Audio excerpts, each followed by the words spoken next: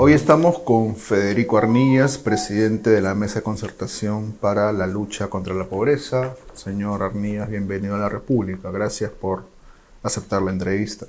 Y gracias por la iniciativa. Crecieron los porcentajes de pobres no extremos y de pobres extremos. Hay casi 1 millón de pobres extremos más que hace 4 años, antes de la pandemia. El Ejecutivo ha estado diciendo, a través de la presidenta Boluarte y de los ministros, que las causas, entre otras, son las protestas. Lo dijo la propia Boluarte en una ceremonia pública. Llegó a afirmar que esas protestas en contra suya fueron más destructivas que la COVID-19. Es decir, según esta lectura, no habría mayor responsabilidad en el gobierno, sino que la responsabilidad sería de quienes marcharon contra ella a finales de 2022 e inicios de 2023. ¿Le parece que este es un diagnóstico correcto? Por lo menos es incompleto, ¿no? En el sentido de que la gente no se mueve por gusto, ¿no es cierto? Se mueve porque siente que hay determinadas condiciones que le afectan. Y eso no tiene que ver con este gobierno, tiene que ver con la historia. O sea, podemos ver en diversos momentos de la historia del país cómo se van generando movimientos ciudadanos, sociales, ¿no?, que levantan demandas frente al gobierno. Y en general los gobiernos reaccionan defensivamente frente a esa demanda y esa protesta ciudadana, ¿no? Y es más bien cuando se dan cuenta, ¿no?, de que es mejor atender la demanda, ¿no?, que se generan las mejores condiciones, ¿no? O sea, ese momento del conflicto puede evitarse, ¿no?, si es que efectivamente hay una relectura de cuáles son los factores y hay políticas públicas que apunten a cerrar las brechas, ¿no? ¿Suena más a una lavada de manos? Hay maneras en las cuales las personas ven la realidad. Yo tengo una manera de verla y estoy vinculado, digamos, a los temas de lucha contra la pobreza hace muchísimo tiempo. Entonces, conozco los factores que motivan, ¿no?, esas acciones y también las dificultades, porque los he visto en tanto que nosotros tenemos esa doble mirada, ¿no?, desde la sociedad y desde el sector público, ¿no? Entendemos también que a veces hay restricciones de recursos, de medios en el sector público para poder responder, lo que no le quita la legitimidad a la demanda, ¿no? Quiero ir sobre las razones del incremento de la pobreza en estos últimos años. Me ha dicho que el diagnóstico del Ejecutivo es incompleto. ¿Qué factores lo completan? ¿Qué factores lo complementan? Yo creo que una mejor valoración, ¿no?, hay una vieja frase de Maquiavelo, ¿no?, sobre cómo se mira la montaña, ¿no?, y cómo se mira el valle. Y a veces lo que pasa es que quien está en el gobierno, ¿no?, puede apreciar el valle y quien está en el valle puede apreciar la montaña. Y creo que algo de eso pasa. No hay una apreciación integral que permita tener esa mirada más global, ¿no? Y también está el tema de las restricciones financieras, ¿no? Entonces ahí hay una combinación de factores que hay que tener en cuenta, ¿no? Le preguntaron al ministro de Desarrollo e Inclusión Social, Julio de Martini, sobre este tema y él insistió que las protestas, que la emergencia climática, que la recesión internacional, y dijo que por eso se tenía que hacer un esfuerzo en la protección social, por lo que implementaron los presupuestos para programas sociales, Juntos, Pensión 65, Contigo, etc. Puesto así, desde la versión del Ejecutivo, se entendería que hizo su trabajo, que hizo lo que había que hacer. Le pregunto, ¿el gobierno hizo lo que había que hacer para combatir la pobreza? Yo creo que no estamos haciendo todo lo que se requiere para combatir la pobreza en el país, ¿no? Porque además la pobreza está fuertemente vinculada a un tema de desigualdad. O sea, no es solamente un tema de pobreza, sino que hay la desigualdad en el país, ¿no?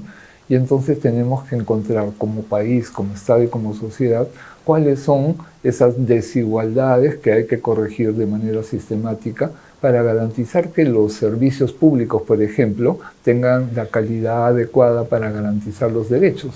Si la educación pública, ¿no?, tiene una brecha respecto a la educación privada, lo que estamos haciendo es reproduciendo la desigualdad. Necesitamos que la educación pública, que la salud pública tenga estándares de calidad que garanticen los derechos de todas las personas, ¿no? Se lo pregunto porque Julio De Martini dio a entender que con el incremento en programas sociales, la cosa, de su parte al menos, ya estaba hecha. ¿Los programas sociales son suficientes para combatir la pobreza? Ni acá ni en la China. Los programas sociales cumplen una función complementaria. Ese es el punto sustantivo. Son muy importantes en ese sentido. El desarrollo principal es justamente cómo los servicios regulares del Estado, ¿no? Son llevados, ¿no?, al conjunto de la población para garantizar los derechos de las personas. Si tenemos una sociedad que no tiene agua de calidad, que no tiene un servicio educativo de calidad, que el servicio de salud es alejadísimo en las oportunidades de poder entrar a los servicios, y cuando entras lo que recibes no es suficiente, entonces estamos con un problema estructural allí, y el reto es justamente cómo vamos cerrando esas brechas, ¿no? Usted afirmó en una entrevista en Canal N que se veía venir este aumento en la pobreza. Incluso mencionó que en sus cálculos podía haber sido incluso mayor. ¿Correcto? Sí, eso lo mencioné y felizmente me he equivocado, porque mi expectativa inicial era de una mayor incidencia de la pobreza que la que estamos viendo con las cifras, ¿no? Superior al 30%. Sí, por supuesto. Uh-huh. Mencionó que el funcionamiento de la economía ofrecía indicadores en ese sentido, en sus predicciones. ¿Qué Sí, indicadores? Estaba fuertemente influido por cómo estaban moviéndose los precios, ¿no? Estamos hablando... La inflación, dice usted. Sí, por inflación, ¿no? En tanto y en cuanto inflación incide, ¿no es cierto?, sobre la línea de pobreza. Como trabajamos con pobreza monetaria, la inflación incide en ese indicador, ¿no? Y mi hipótesis, 12 meses antes, poco más o menos, ¿no?, era de que el nivel de inflación que estábamos teniendo podía terminar implicando una alta inflación, una alza de los precios y, por tanto, un mayor nivel de pobreza de la población. Felizmente, no fue tan fuerte como yo tenía estimado, ¿no? ¿Ha habido un mal manejo económico por parte del Ejecutivo? Yo creo que estamos en un escenario donde las condiciones de manejo tienen que verse también teniendo en cuenta cómo el gasto público contribuye o no a generar mejores oportunidades para los más pobres, ¿no? Yo diría que el reto sigue siendo eso, el gasto público en cantidad por un lado, pero también en calidad del gasto por el otro, no está permitiendo cubrir las necesidades de la población, ¿no?, en un estándar adecuado. Quiero aterrizar un poco el tema porque, quiero decir, asuntos como la pobreza son muy serios, Por supuesto. ¿no? Entonces, mi pregunta es la siguiente. ¿Qué nivel de responsabilidad en la reducción de la pobreza le asiste al gobierno? Yo diría... Esperaría que es el más importante, ¿o estoy Sí, equivocado? no, estoy totalmente de acuerdo. Estoy totalmente de acuerdo además porque las condiciones que se requiere que se vayan generando es parte de lo que el Estado debe invertir, ¿no es cierto?, en generar esas condiciones que permitan, ¿no?, mejorar las condiciones de empleo, de educación, etcétera, de la población. Ahí hay un rol del Estado, ¿no?, que no es solamente infraestructura, ojo, es servicios, ¿no? Generalmente vemos el desarrollo vinculado a la inversión en infraestructura, pero... Entonces, ya tenemos esa primera parte del diagnóstico. Si el gobierno tiene la mayor importancia en el combate contra la pobreza, y si la pobreza ha aumentado, ¿qué no hizo bien el gobierno? Aquí lo que tenemos es un problema que estamos arrastrando, que tiene que ver justamente con cómo vas mejorando, ¿no?, la calidad de los servicios. Y estoy pensando en los servicios universales, ¿no es cierto?, y donde las brechas, los déficits son también conocidos de hace tiempo. O sea, si no tenemos... Agua potable. Exacto. Mira, si no tenemos agua potable, es más difícil combatir el problema de la anemia, ¿no es cierto?, porque esa agua se traduce en problemas de salud de las personas, ¿no? Entonces, esas brechas son parte de las cosas que hay que, digamos, efectivamente cerrar.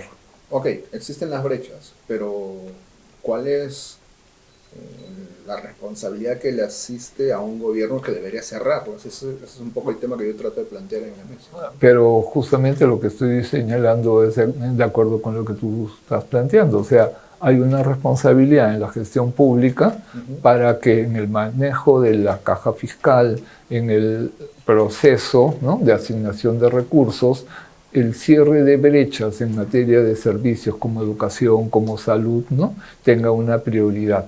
Y que eso no sea solamente plata que, entre comillas, se gasta, ¿no?, sino que sea plata que se traduce. Y no ha sido prioridad, me dice usted. Yo creo que no ha sido la prioridad, no ha tenido el nivel de prioridad que se requiere. Y parte del problema es el propio tema de corrupción. Hemos escuchado las cifras del Contralor de la República, que nos habla, ¿no es cierto?, de más de 29.000 millones de soles en pérdidas por corrupción en el país. O sea, hay varios factores y hay una responsabilidad del Estado en el control de esos factores.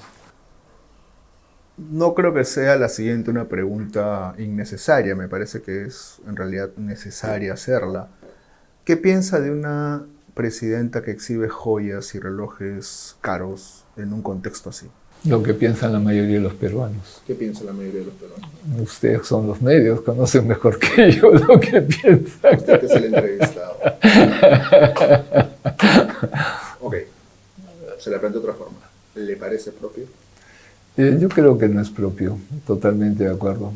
Hay una cosa que, a ver, voy a decir un off the record. Off the record, que no va a ser off the record. Ah, ya. Bueno, hay un problema, efectivamente, que es un síndrome que da el poder en algunos casos, ¿no es cierto? Que se pierde el sentido de realidad, ¿no? Entonces sí, en alguna medida los hechos que hemos visto son una pérdida de sentido de realidad, ¿no? Incluso para la propia persona, ¿no? Porque el conjunto del país no acepta eso, ¿no? No puede ser de cualquier segmento social. Pregunten todos los segmentos sociales y creo que a nadie va a decirte que está de acuerdo, ¿no?, con esa situación. Se sabe ahora que la presentación original de las cifras se suspendió por pedido de la PCM. Esto lo confirmó el propio jefe interino del INEI, el señor Peter Abad. Dijo que hubo, comillas, una disposición en ese sentido, ¿no? ¿Sabe por qué razones, señor Arníez? No sé las razones, pero lo que sí sé es que la convicción del comité que prepara, que hace a lo largo del año el seguimiento... Siempre fue la de presentar las cifras. Sí, y finalmente las cifras fueron difundidas esta misma noche, aun cuando no hubo la presentación pública que sí se ha producido después, ¿no? Fue una torpeza. Yo creo que un error de cálculo absoluto, ¿no? O sea, no puedes tapar el sol con un dedo, o sea, no puedes esconder las cifras de la pobreza en el país cuando hay diversas instituciones del propio sector público, de la sociedad civil, que han participado en el proceso, que tienen la información y que se reservan, ¿no es cierto?, el rol de que esa información sea difundida. O sea, no depende exclusivamente del gobierno, porque ese es un trabajo colaborativo entre Estado y sociedad, ¿no? Cuando se analiza la pobreza de manera multidimensional, aparecen indicadores que ciertamente impresionan por su crudeza. No es que no los conozcamos, sino que nos reafirman la situación que atravesamos, como lo del acceso al agua que estuvimos mencionando hace unos minutos, ¿no? Y esta es una vieja discusión. ¿Por qué un país que tuvo altos crecimientos económicos, favorecido por coyunturas muy especiales, como el incremento de los precios de los minerales, por ejemplo, de los metales, ha fracasado tan, creo que no exagero, rotundamente en proveer servicios básicos para su población y en eliminar la pobreza, por lo menos la extrema? ¿Qué nos faltó? Creo que lo que nos está faltando es a ver cómo decirlo al revés, creo que lo que nos sobra es corrupción en el país, ¿no? Y ahí hay una responsabilidad en el manejo de la cosa pública, ¿no? No es una sorpresa, pero es una marca que viene desde atrás y que no estamos poniendo con eficacia, por lo menos en el centro de la discusión, ¿no? O sea, en el gasto público hay varias coladeras. Las más importantes tienen que ver con los famosos proyectos de inversión, ¿no? Ahí parece que la relación entre lo que se invierte y lo que se recupera no está siendo muy rentable para el país, ¿no? Probablemente hay algunos grupos que se benefician, ¿no? De esos recursos, pero que eso no se está traduciendo en cobertura y calidad de servicios para la población, ¿no? ¿Es solo corrupción, que por cierto existe, o es también una mirada que privilegia, no sé, el no gastar lo suficiente en servicios básicos? Bueno, pero eso es una forma de corrupción, ¿no? En el sentido de lo siguiente, o sea, la responsabilidad del Estado es garantizar los derechos de las personas, artículo 1 de la Constitución, ¿no es cierto? Y hacerlo en una gestión que comparten Estado y sociedad civil. Entonces, si en la gestión del sector público los recursos no son asignados adecuadamente, ¿no? Lo que estamos teniendo es que hay un problema de corrupción. Puede ser que no sea intencional, miren, puede haber, pero yo no creo que eso sea el problema principal, ¿no? Y la historia no es nueva, ¿no? ¿Usted cree que con los niveles de crecimiento que tuvo el Perú en un momento, gracias, por ejemplo, a estas coyunturas muy especiales, se pudo haber hecho mucho más en la reducción de la pobreza? ¿Ha sido una oportunidad perdida? A ver, si miramos los últimos 20 y tantos años, o sea, del 2001 para acá, todos los gobernantes del país han estado involucrados, ¿no? En actos de corrupción. En actos de corrupción o aparecen vinculados a ese tipo de procesos, ¿no? Entonces, creo que ahí está claro que tenemos un problema. Eso en términos de los gobernantes nacionales. Si bajamos a los niveles regionales o locales, creo que también encontramos altos niveles de corrupción. Entonces, lo que nos está diciendo, ¿no?, es que tenemos un problema ético en la sociedad peruana, ¿no?, en términos de quienes nos gobiernan y en alguna medida también de la propia sociedad, de una pasividad, una aceptación, una normalización de esa conducta, ¿no?, que a veces uno la ve incluso en el pasarle la plata al policía para que no te ponga la papeleta, ¿no? ¿Cree que la línea de pobreza para el 2024 sea más alta o de lo que vamos en este año, que son 5 meses, percibe algunos indicios de mejora? En concreto, ¿va a haber más pobres en el 2024 que en el 2023? Espero que no, y tenemos que hacer todo lo posible. Dice que espera, pero ¿cuál es su predicción? Ya me equivoqué en la proyección pasada, así es que no se equivocó porque la pobreza aumentó, se equivocó en el porcentaje. Sí, en ese sentido sí. Le estoy preguntando concretamente si cree que el porcentaje va a aumentar. Yo creo que todavía va a aumentar, lamentablemente, ¿no? Esa sería mi hipótesis. Okay. Va a aumentar el porcentaje de pobres en el 2024. Y en términos absolutos, entonces, también van a aumentar el número de pobres. Porque, ¿no?, eso es parte de la estadística. Lo tengo claro. Entonces, ahora pasemos al campo de qué se puede hacer para evitar este diagnóstico terrible que usted está planteando. Mire, ahí hay un tema que tiene que ver con cómo el Estado invierte donde tiene que invertir y lo hace adecuadamente. Y ahí se requiere que eso funcione. Entonces, ¿en qué cosas habría que priorizar? Ya he mencionado algunas, ¿no es cierto? El agua, de la mano con el agua, reforzar los temas de... Hay un viejo debate sobre la privatización del agua. ¿Usted está de acuerdo con eso? Yo creo que el tema no... Yo no entraría por el debate si es privada o no es privada. Yo entraría por el tema de... Hay brechas que cubrir. Hay que cubrirlas como sea. Y hay que cubrirlas honradamente lo más posible y lo más rápido posible. Porque eso jala otras cosas. O sea, estamos hablando de la anemia, pero no estamos diciendo que un factor que contribuye a cuadros de anemia es que la gente consuma un agua que no es potable. Porque ese consumo, ¿no es cierto?, afecta. Entonces estás, por un lado, estás tratando de curar y por el otro lo estás manteniendo enfermo. O sea, esa es la realidad, ¿no? O sea, gastar y cerrar brechas. ¿Qué más? Para el próximo año eso sería bastante... Claro, quizá yo estoy pecando de maximalista, entonces yo quisiera poder optimista, ¿no? Yo quisiera que pudiéramos tener una varita mágica que nos diga ¡pum!, ya cambiamos, Y la verdad es que no debería ser difícil, pero supone algo que no estamos teniendo, ¿no?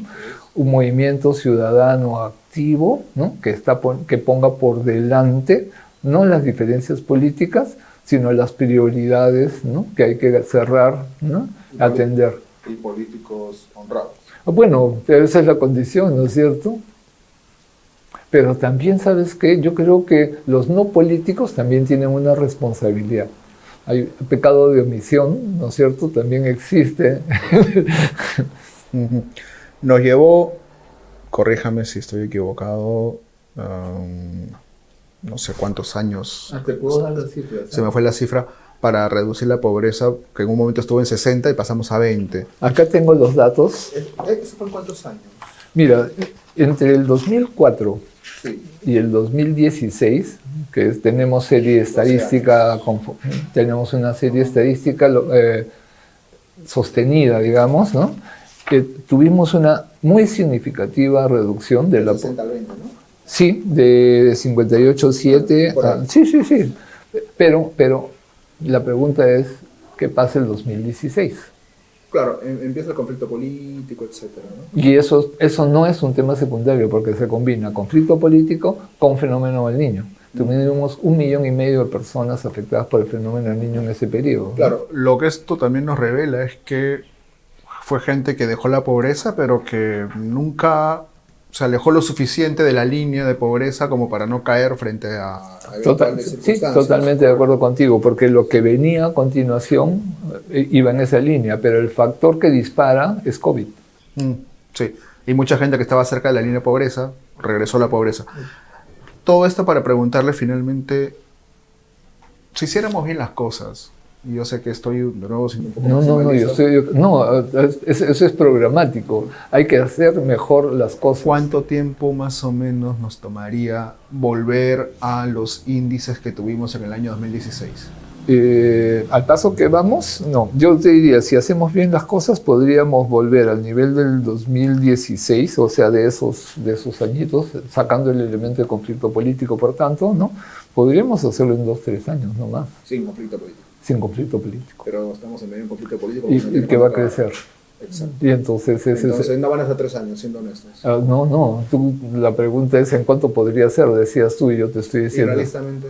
Realistamente depende del nivel de conflicto que tengamos. Pero menos de 3 años, difícil, ¿no? Sí. Entiendo. Bueno.